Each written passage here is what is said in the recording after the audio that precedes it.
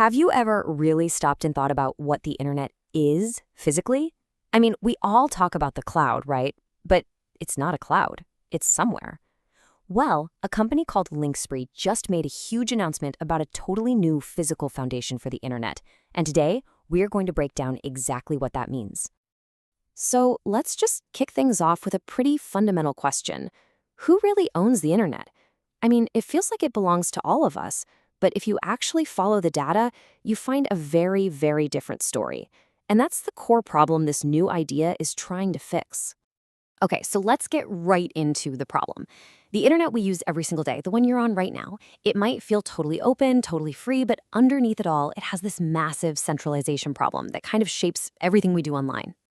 Yeah, pretty much everything we do online, whether it's scrolling social media or saving our files to the cloud, it all runs through these gigantic, city-sized server farms. And here's the kicker.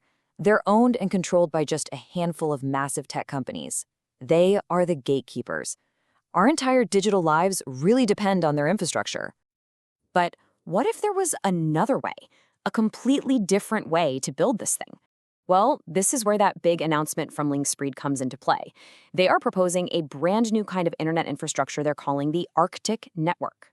So what is it? Well, the company calls it the nervous system for what they're calling Web 4, the next generation of the web. And I love that analogy.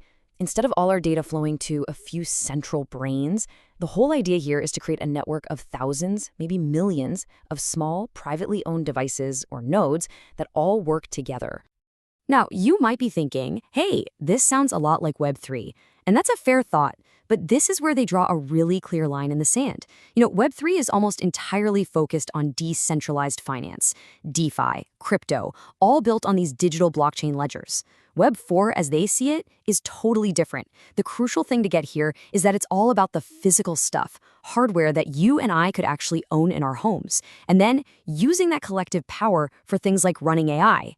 So how in the world does this actually work? Well, the ARCT network is built on three main ideas, three core pillars.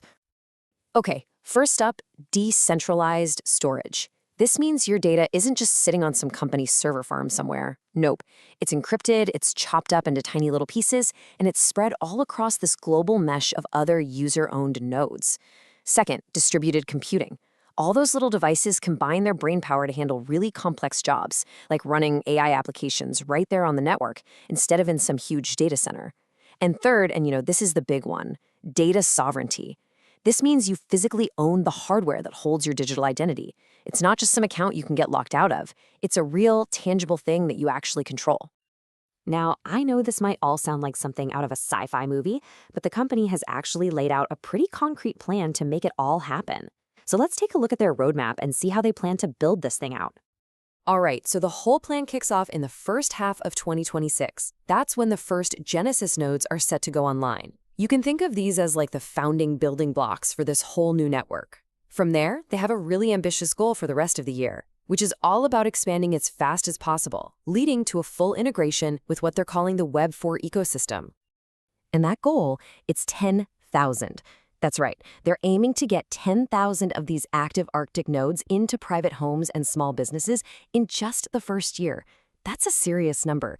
It shows they're not just testing the waters, they are dead set on building a widespread user-owned network right from day one.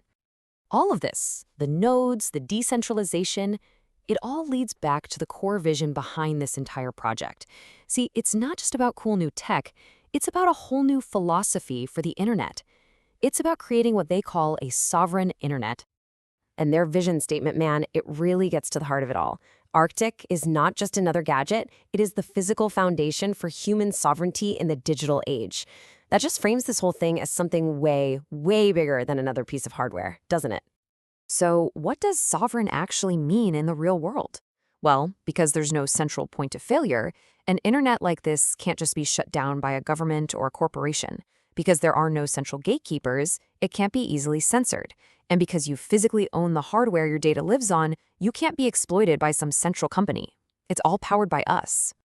And check this out. Here's a really cool example they give of what this could do. With this kind of infrastructure, you could launch your own, totally independent social network, powered by your own hardware, in seconds. Just think about that. A social media platform that you and your community actually own and control. one that can't be sold off or have its rules changed overnight. That's the kind of power we're talking about here. Look, it is a massive, ambitious vision. It completely rethinks who holds the power online. It's a fundamental shift, moving control away from a few giant corporations and putting it into the hands of individuals. And it leaves us with this one huge question to chew on.